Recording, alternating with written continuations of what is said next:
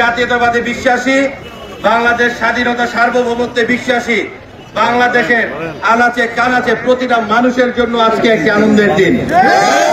কারণ বিগত ব্রিটিশ সরকার আমলে যত গুম থেকে শুরু করে 24-এর গণ অভ্যুত্থানে আমাদের ভাই ছাত্র জনতা উপরে যে হামলা হয়েছিল, যে হত্যা হয়েছিল, সে হত্যার যে মূল কারিগর ছিল তার বিচারের আজকে একটা রায়ের দিন। আমি বিশ্বাস করি আজকে আমরা এখানে যারা উপস্থিত আছি, মা বোনরা যারা পর্দার আড়ালে থেকে দেখছেন শুনছেন, সকলের জন্য আজকে একটি বিশেষ দিন। এই দিনেও চক্রান্তকারীরা কিন্তু তাদের চক্রান্ত থামায় রাখবে না। আমরা আজকে যেভাবে ঐক্যবদ্ধভাবে মাঠে আছি, ইনশাল্লাহ কালকে পর্যন্ত আমরা মহানগর বিএনপি সহ আমরা সকলে যার যার মতো করে ইউনিট ভাগাভাগি করে আমরা নিজেদের এলাকাগুলো পাহারা দেওয়ার চেষ্টা করব, যেন দুষ্কৃতিকারীরা কোনোভাবেই কোন ধরনের নাশকতা এবং কারো জানমালের ক্ষয়ক্ষতি করতে না পারে।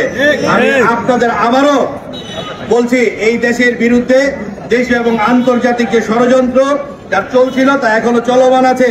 সবাই সজাগ থাকবেন, দেশটা জনাব তারেক রহমানের হাতকে শক্তিশালী করতে এবং এই দেশের গণতন্ত্রের ধারা অব্যাহত রাখতে জাতীয়তাবাদী আদর্শের পতাকা তলে সবাই ঐক্যবদ্ধ থাকবেন।